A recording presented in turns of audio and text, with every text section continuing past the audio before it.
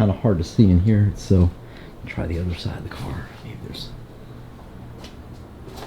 dark over here, but yeah, I mean, they look like they're sunk in too much now, which is not a big deal because these Mustang rims are heavily offset. So it's basically this is the wheel with the 8.5 inch with the most backwards offset I could find was these Mustang wheels.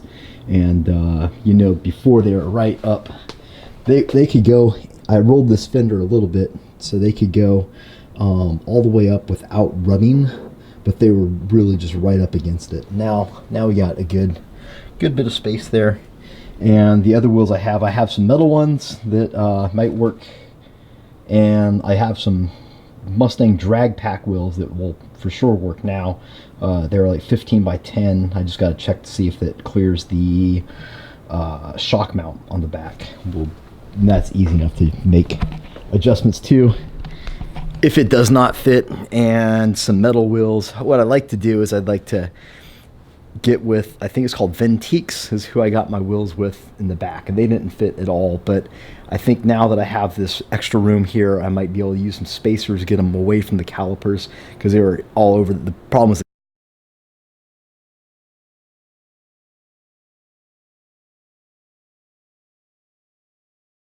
success. I'm gonna go ahead and declare this success. I hope I'm not jinxing myself. I still have to fill the housing with fluid, bleed brakes, and then go take it for a drive. But overall, with you know, our 3D printed dills, people got on me about this. They're like, "Oh my God, they bent, they burnt, and they melted. They just turned to shit, and that axle can't be straight." But you have to remember the inner rod on this guy was 1.5 inches of solid steel. And this is from the radiate heat. This is right under the weld joint, so all the heat, you know, you can tell where I got good penetration because that's obvious where it burnt the most. But yeah, all you'd have to do is just, you know, either weld it somewhere away from this or just, you know, cut that back. Or it didn't even make any difference because the inside was perfect, and you can take this on the bar and slip it on, no problem still. So if people want to shorten your 8.8 axle and you need a cheap way to do it, that 3D print way seems to work pretty good. We got the axle wrapped up. I'm just waiting on some wheels and tires to show up, and a back diff cover. We'll have that thing done. But we ran it and it sounds good and all that good stuff. So what we have here, y'all, is this nice kit from CPP, just not to be confused with OPP. That's a whole different thing. And it is a C5 brake. So what I like about this is, first is you get this massive brake, and it's a big biaw. So you get this massive brake, and a 2-piston caliper.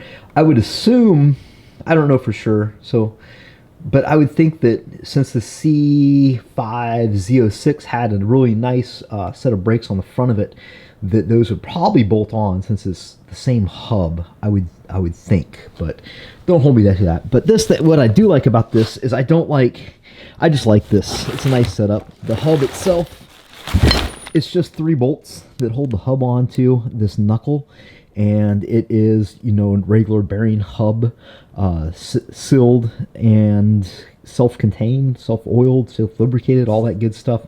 You don't have the old axle, you know, castle nut and kind of beat in the races, this and that. It's just simple. It's like modern engineering. You know, this is what, 30 years down the road, better than what is on the Pontiac now, and they're massive. So what they did tell me was that these knuckles are up 1 inch. So this guy here looks like it's going to be the driver's side, and then I have the other one. Obviously, it's the passenger side, and what that's going to replace is this guy up here. Let me get this wheel off so I can show you a little bit better. Okay. I know you want to see. Okay, what we got here is pretty standard fare for I want to say like all of the 60s through like the early 80s.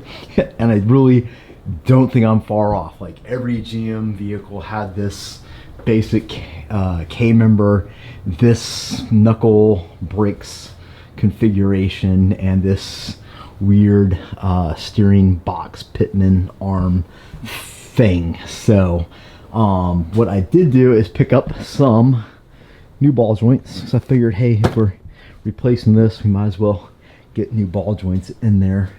The steering one looks pretty good, thankfully, because I didn't get new ones of those, so hopefully we can get this off without destroying the ball joint.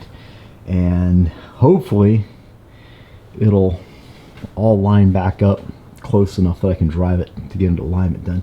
What I don't want to do is take these arms off, the A-arms, because there is like a bajillion shims on it. This thing tracks so nice and straight and smooth, and I look at the arrangement of shims that somebody has taken the time to do to get this suspension and steering sorted out, and I just don't know that anybody today is capable of doing this. I don't think that they have the skill sets to do that anymore. You'd have to find some like old school guy to do that, because you know everything nowadays is just you know, turn this heim joint or that heim joint, or you know, turn this screw with this offset washer thing on a rolling compensation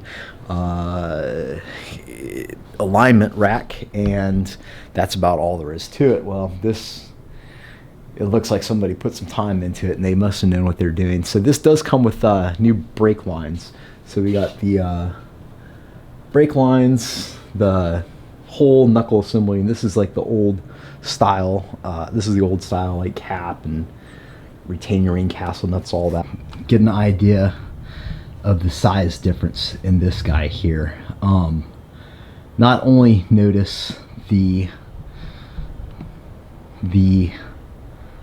braking surface area, but the actual diameter of this guy. The piston, you know, it's dual piston. This is a single piston. This is two piston. This is probably 2 inches. I'll measure it, but it looks like it's about 2 inches wider than this guy here. And then, like I said, it's got this nice self-contained bearing hub that's, you know, if it does ever go out, it'll be 3 bolts to take it off basically in the back and zip a new one in there. This one's a little more convoluted than that. So let's get a measure on them. Might as well measure them. But it's a really nice product. It took a while to get. I called those guys up, and I think I waited probably 3 weeks, a month before finally getting back to them and saying, hey man, any idea when those are going to ship? And they're like, oh yeah, tomorrow, right? So these guys look about 13 inches, and these guys, oh, this one's harder, that big hub. I would guess, oh, am I making, okay, there. So these look like about 10 inches. So,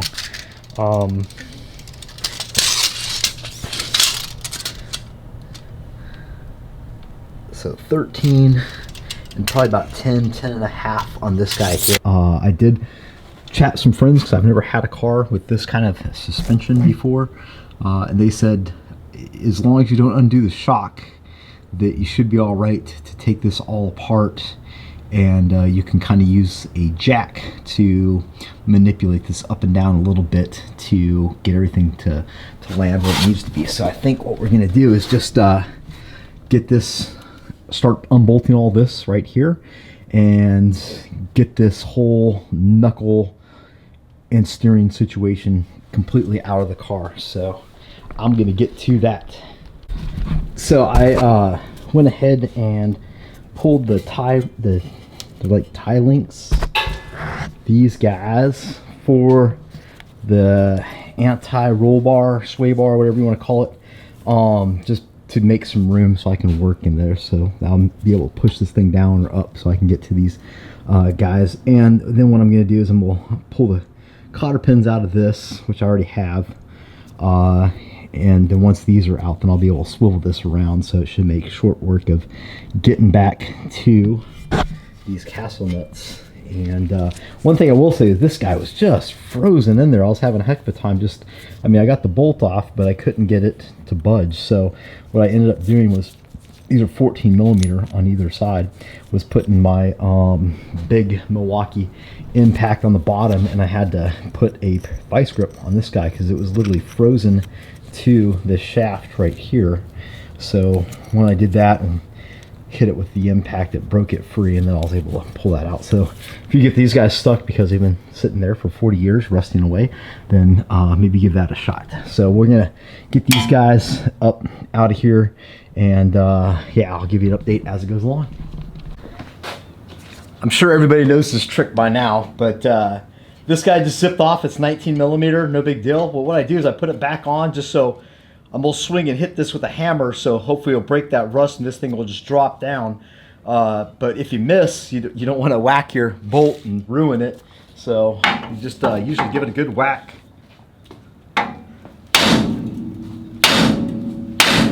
There it was.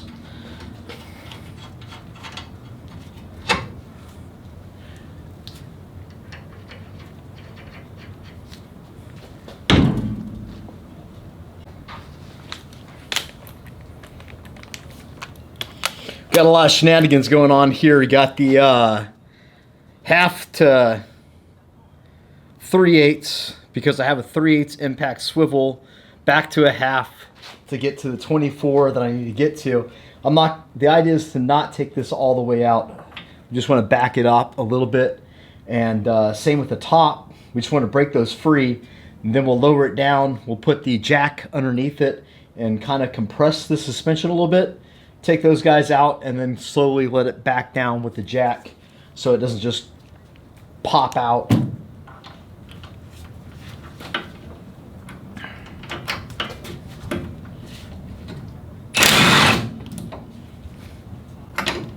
Well, that just took it right off. I was really expecting a little bit more resistance there. So the bottom's a 24 and the top's a 22, at least on this guy.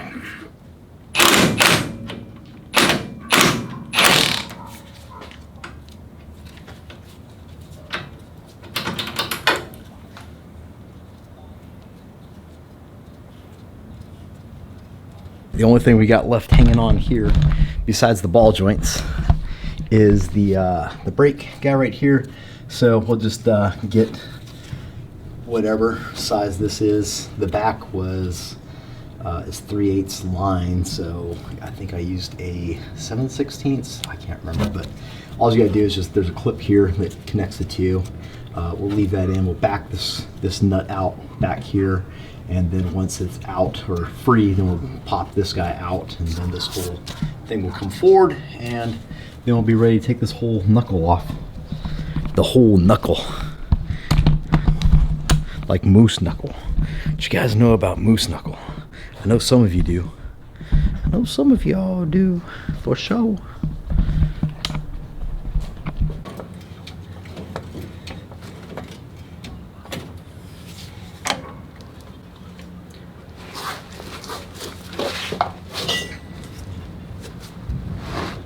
Hey, Facebook universe.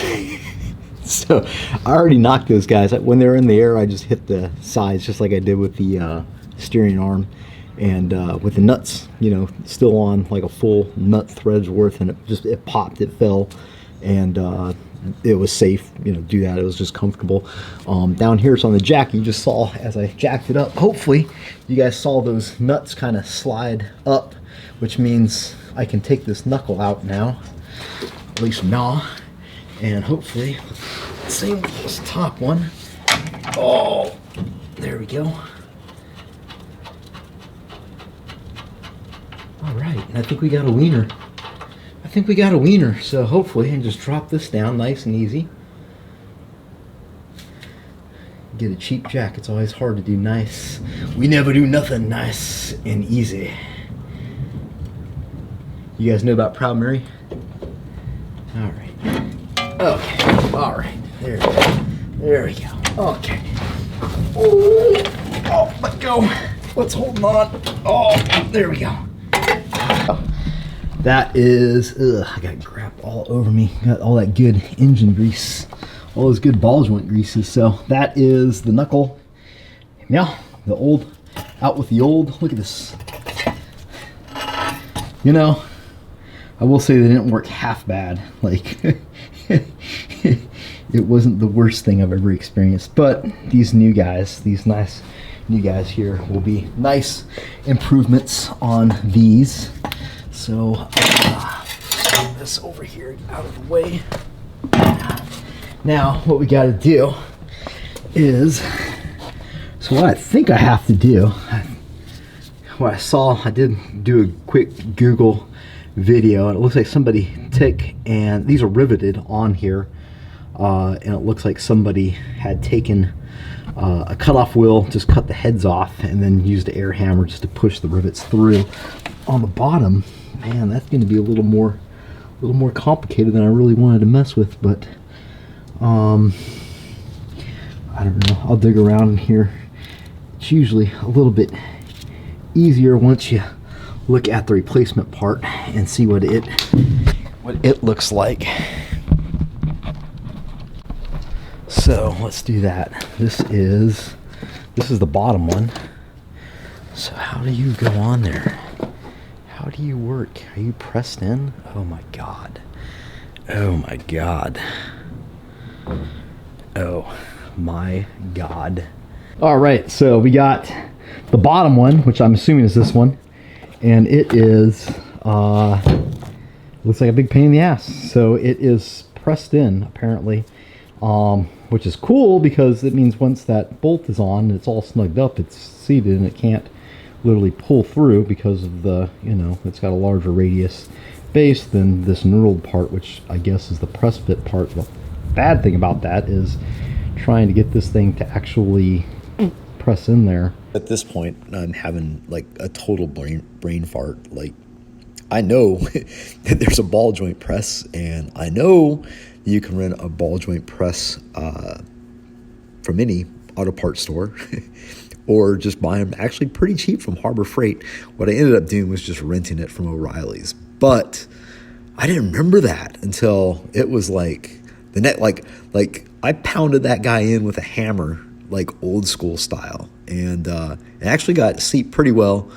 But yeah, I don't know what happened. My brain just failed to function. And be sure, if you will, please go check out my website. It is monkeyfabgarage.com, and it's got all your turbo fabrication and plumbing, E85 safe PTFE hose. I'm adding silicone couplers. I got these weld-on billet beads for your cold sides. All kinds of, my new billet turbo transition, so you can take regular round tube and it transitions right to it. It's all made from beautiful 3.0, and it's super cheap, under $100, which is just, I think, an easy 70 or like 50%, 75% cheaper than anything else I've seen on the market of that quality. So yeah, thanks for dropping by. Check out the video. Until next time, it's Mike from Monkey Fab signing out.